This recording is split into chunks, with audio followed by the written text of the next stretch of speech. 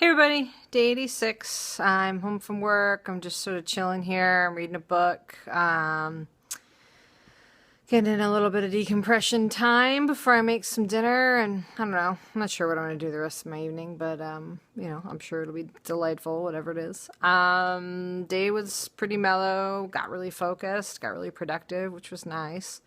Um, Other than that, not a whole lot to report.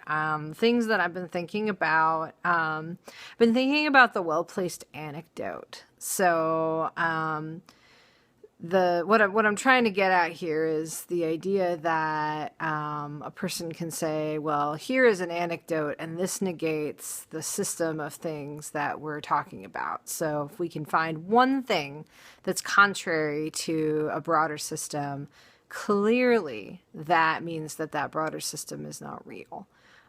So, for example, I'm trying to think of a mental health context example right now.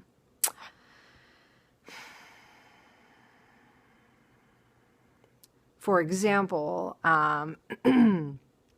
research shows that taking medication and combining that with therapy can be a really great way for people with bipolar disorder to manage their illness.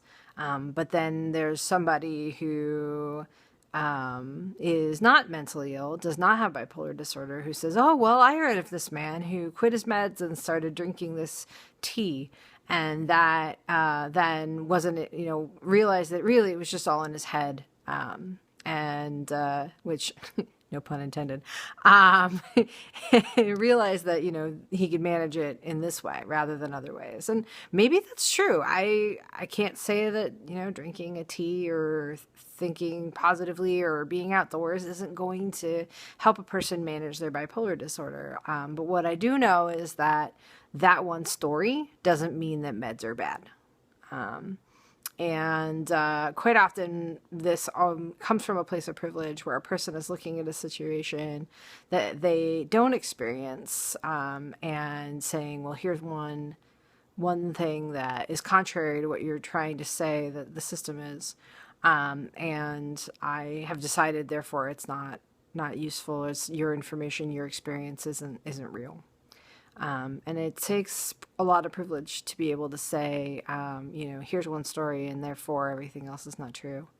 And I know I talk a lot about how important it is to listen to individual stories. And when we put individual stories together, patterns form.